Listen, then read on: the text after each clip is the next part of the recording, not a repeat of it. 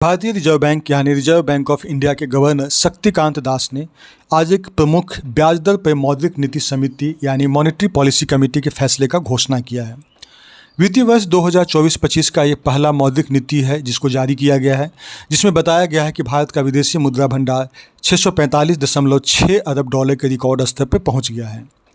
मौद्रिक नीति समिति ने लगातार ये 7वीं बार रेपो रेट में किसी भी प्रकार का कोई बदलाव नहीं किया है और इसको 6.50% पे बरकरार रखा है। वहीं बैंक रेट की बात करें तो बैंक रेट 6.75% पे इसको स्थिर रखा गया है। अब यहाँ पे बात आती है कि रेपो रेट है क्या। दरअसल रेपो रेट यानी रीपर्चेजिंग ऑप्शन यानी रेपो दर एक ऐसा दर है जिस पे केंद्रीय बैंक, जो भारत में केंद्रीय बैंक है वो है रिजर्व बैंक ऑफ इंडिया, वो अन्य कॉमर्शियल बैंक को, शेड्यूल्ड कॉमर्शियल बैंक को अल्पकालिक धन उधार देता है। शॉर्ट पीरियड के लिए उसको धन जो है उधार देता है और उस पर एक इंटरेस्ट रेट लेता है, वही हमारा रेपो रेट होता है।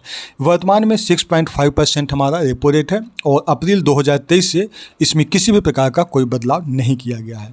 अब यहाँ पे बात आती है कि मॉनेटरी पॉलिसी कमेटी है क्या। तो मॉनेटरी पॉलिसी कमेटी को सेटअप किया गया था सेक्शन 45(ZB) जो कि RBI एक्ट 1934 यूनियन गवर्नमेंट के द्वारा उस सेक्शन के अंदर में इसको सेटअप किया गया था मॉनेटरी पॉलिसी कमेटी। इसका पहला मीटिंग जो है वो 3 अक्टूबर 2016 को मुंबई में हुआ था।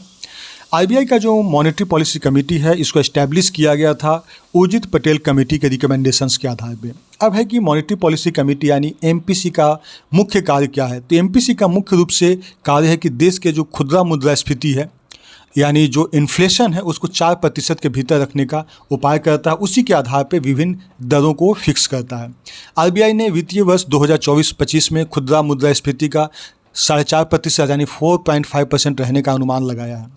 साल में NPC यानी मॉनेटरी पॉलिसी कमेटी की बैठक कम से कम 4 बार होती है।